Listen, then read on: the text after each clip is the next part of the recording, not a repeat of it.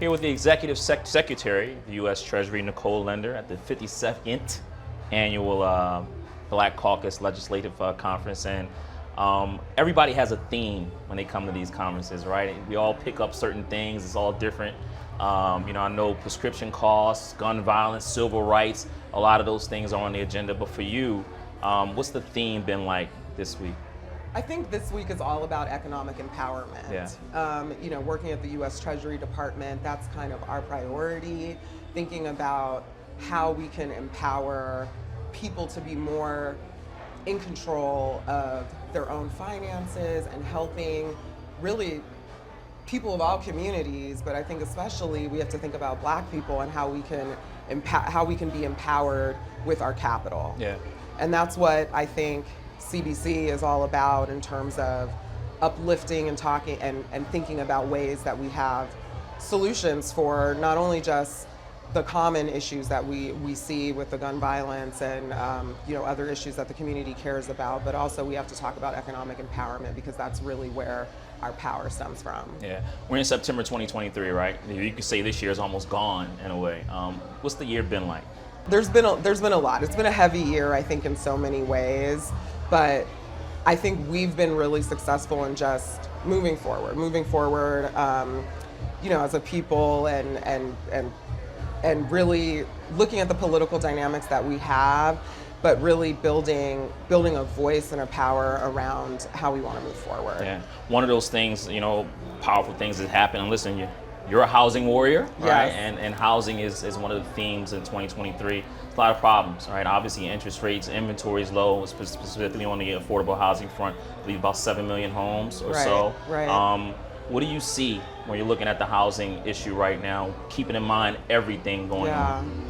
I think access to capital is the most important, right? So if we aren't able to really provide people with the capital that they need to be able to put the down payments, to be able to deal with our unfortunately high interest rates right now, it's hard to get the asset, which is the housing. And housing is the foundation of a lot of wealth in this country.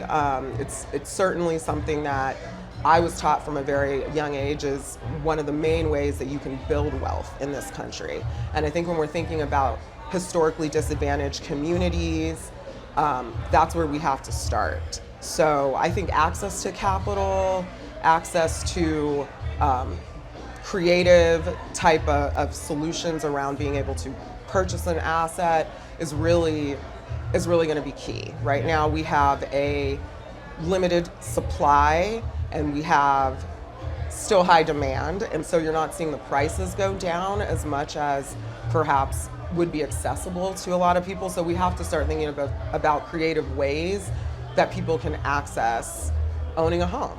Yeah, we'll talk about those creative ways in a minute, but you're from Oakland, right? Grew up in the am. Bay Area. I am. Warriors fan? I am a Warriors fan. But you live in D.C. now, right? I do. So you don't cheer for the Wizards? I don't cheer for the Wizards. Just don't cheer for the Wizards. What about the football team? The Commanders? Yeah. No. So it's Bay Area I'm everything. a Niners fan. Okay, not the Raiders anymore? They're in Vegas. That's true. I'll still root for them, but they're in Vegas. Right, yeah. One of the things in the Bay Area when we look out that way in California, we see all of these, negative headlines about San Francisco. Right. When you look at California as a whole, obviously the state's going through some things, but specifically in San Francisco, right over the bridge from where you grew up at. When you look at that city, what do you see? Because you were a part of the policy making there for a long time under the mayor. What do you see and what needs to happen to get San Francisco back on track? I think that San Francisco is a resilient city. I think that many people over the decades have tried to kind of dismiss it and write it away, but it always comes back. And we saw that in the .com era, and we're seeing that now. It's going to be a city that people are going to flock to. It's been a priority. It's one of our major economic hubs. I think that it has issues like all major cities, but the people there, I know the administration there is definitely working on trying to address those issues, but it's going to be a community-wide effort. It is going to take everyone to kind of look at how to bring businesses back, how to maintain the ones that are there, and to, quite frankly, how to put more resources towards helping people who are disadvantaged, who may be showing up in public life on the streets, because what people are feeling in San Francisco is real. Since the pandemic, it's changed. The city itself has inevitably changed, as all cities had with the pandemic. But I think it's a resilient city. It's coming back, and I wouldn't write it off so quickly. Yeah. Again, here at the 57th annual Legislative Conference, the Congressional Black Caucus. If you happen to see a business owner while you're roaming around this event, wow, and they happen to be thinking about maybe relocating to San Francisco, and they say, Nicole, you were there. Why should I go out there? Why should I move my business out there when I turn on the headlines and I see what I see? When you look, and obviously in every part of San Francisco, and I've been out there, beautiful city, but what do you tell that business owner that could be possibly thinking about going to California, and specifically San Francisco? Yeah. Why should they do it? There's no place like San Francisco. I mean, it's an opportunity town, and I think every single business, there's a reason why tech thrives there. There's a reason why these big major industries picked San Francisco as its hub, and it's not by mistake. It's because you have the best talent, you have opportunities, and you have a city that is, by all means, accepting, diverse, and really, I like to say, I feel like the gold rush never ended there, right? I feel like it's still going, and it's a resilient place. Like, despite the challenges that it has, every city has those challenges, and I would not write it off. I think it's opportunity. I think there's a lot of legislation and a lot of effort around being able to keep businesses, being able to incentivize businesses, and quite frankly, there's no place like San Francisco. Quite frankly, there's no place like California. Except for Philadelphia, where I'm from. It's a big place there, Hey, listen, you were in the real estate industry. You were a broker, right? Come out of USC, I was. and then you made the switch into the policy making world. Right. But getting back to real estate and housing, because that's a big issue, especially in our country. Looking into 2024. What do you tell maybe the black middle class family that's been running for so long, that's ready to buy, but they're looking at these houses, they see the prices, they see the inflation. What do you tell that family about pursuing buying a house? Should they still do it even though we see all of these high numbers? Absolutely. Why? I always think it's a good time to buy. You have to start somewhere, and if you are able, again, to get access to some of these community banks that might be a little bit more forgiving on certain types of loan products, I think you should take advantage of it, right? There's opportunity out there. There are down payment assistance programs. There are all kinds of creative ways to really help us invest our money. And so I think now there's no better time than to get in. Even at high interest rates? Listen, they will come down. Right, it's a matter of getting in. And you're with the Treasury, so you tell them they're gonna come down, right? I'm telling you that there's definitely effort to get inflation down to 2%, right? And with that, eventually those interest rates will fall as well. And so, I think that the best thing that a black family can do, looking to park their money somewhere, looking to make those investments, is to just start today. Yeah. You had a history, right? You were with intergovernmental relations with HUD, Housing and Urban Development, and now you're here at the Secretary of the Treasury. What's the difference between the job titles? Like, what are you doing now that's so different in your new role? Because you started that around, March of this year? Yes. Right? Yes. Treasury?